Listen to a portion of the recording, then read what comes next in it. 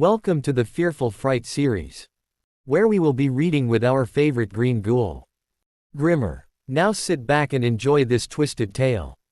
Today our story is called The Night Shift. Officer Maury Terrence had worked the night shift for 11 years, long enough to trust the road more than people and silence more than radio chatter. The stretch of highway he was patrolling that night cut through forest thick enough to swallow headlights whole. No houses, no street lamps, just asphalt, trees, and fog rolling low like something alive. It was close to 2:17 a.m. when it happened. Something stepped into the road. Maury slammed the brakes. Tires screamed. The cruiser fishtail-ed before stopping inches from a man standing dead center in the lane. The man didn't flinch. He was thin, pale, wearing dark clothes soaked like he'd been out in the rain for hours. His hair hung into his eyes. His mouth was slightly open, like he'd been about to speak. Maury shoved the door open. "Hey, police, what the hell are you doing standing in the road?" The man's eyes flicked up. For just a second, Maury felt wrong. Like the air had dropped 10 degrees. "Hands where I can see them," Maury ordered. The man turned and ran. "Hey," Maury shouted, already sprinting after him. "Stop, police." The man bolted off the road and into the woods. Maury cursed under his breath and followed. The forest swallowed sound. Branches clawed at Maury's uniform as he ran, boots slipping on wet leaves. His flashlight beam bounced wildly, catching glimpses of the man ahead, always just ahead, never close enough to grab. "Stop running," Maury yelled. "You're making this worse." The man didn't answer. He never looked back. They ran deeper than Maury realized. The radio crackled uselessly. The fog thickened, clinging to the ground, curling around trees like fingers. Then the man vanished. Maury skidded to a stop. "No, no," he swung the flashlight around. "Where'd you go?" The beam landed on something ahead. A shape on the ground. Maury approached slowly, hand on his holster. It was a body. The man lay twisted at the base of a tree, neck bent at an angle that made Maury's stomach drop. His skin was gray. His eyes were open, clouded, staring through the leaves above. Dead. Maury crouched, pulse hammering. Jesus. He checked for a pulse anyway. Nothing. The man's clothes were soaked, same dark jacket, same pants. Same face. Maury staggered back. "That's not possible," he whispered. Because the man he'd been chasing had just been alive. Backup arrived 20 minutes later. The coroner's flashlight painted the scene in harsh white. "He's been dead a while," she said. "At least a few days. Maybe longer." Maury shook his head. "I chased him. He ran. He was warm, breathing." The coroner gave him a look. "You're telling me you chased a corpse through the woods?" Maury didn't answer. They found the wallet in the man's jacket. Emil Noah.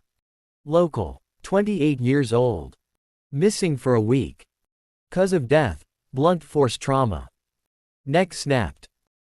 The location. Just 100 yards from where Maury had nearly hit him with the cruiser. Maury didn't sleep that day. Or the next. The dreams started immediately. He was back on the road. The headlights flickered. Emil stood there again, mouth open, eyes empty. But this time, Emil spoke. "Why didn't you stop?" Maury woke up gasping, sheets soaked with sweat. At work, things felt off. Radios hissed when he passed. Doors creaked open on their own. Once, he caught his reflection in the locker room mirror, and for a split second, Emil stood behind him. Maury spun. Nothing there. He pulled the case file. Emil Noah had been last seen walking home along that same stretch of highway. Witnesses reported a speeding vehicle. No plate. No suspects. Maury's stomach twisted. He checked his dashcam footage. There was no recording. That night, Maury drove the route again. Same fog, same silence. Same feeling of being watched. Then, a figure stepped into the road. Maury's breath caught. Emile stood there, just as before. But this time, he didn't run. Maury stepped out slowly. Emile. Emile's face was clearer now. Bruises darkened his throat. His eyes were hollow pits. "You saw me," Emile said. His voice sounded like wind through leaves. "You didn't stop." Maury's hands shook. I never hit anyone. I would remember." Emile tilted his head. "You did stop," he said softly. "Just too late." The forest behind Emile darkened, shapes moving between the trees. "Why are you here?" Maury whispered. Emile stepped closer. "To show you." Maury woke up screaming in his cruiser. Dawn light filtered through the windshield. His radio crackled. "Maury, you all right? You've been parked there all night."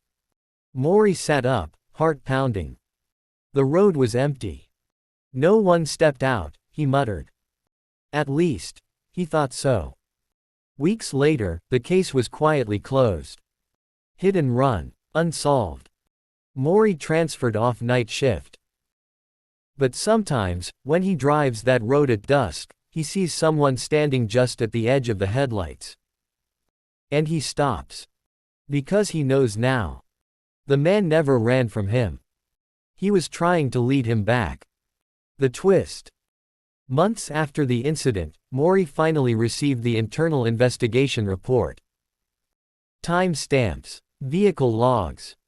On the night Emile Noah died, Maury Terrence's cruiser had been on that road. At 2:16 a.m. Traveling just over the speed limit. With a sudden brake recorded. And a gap in the footage exactly where Emile's body was found. Maury closed the file with shaking hands. Outside, the wind whispered through the trees. And somewhere in the woods, footsteps began to run.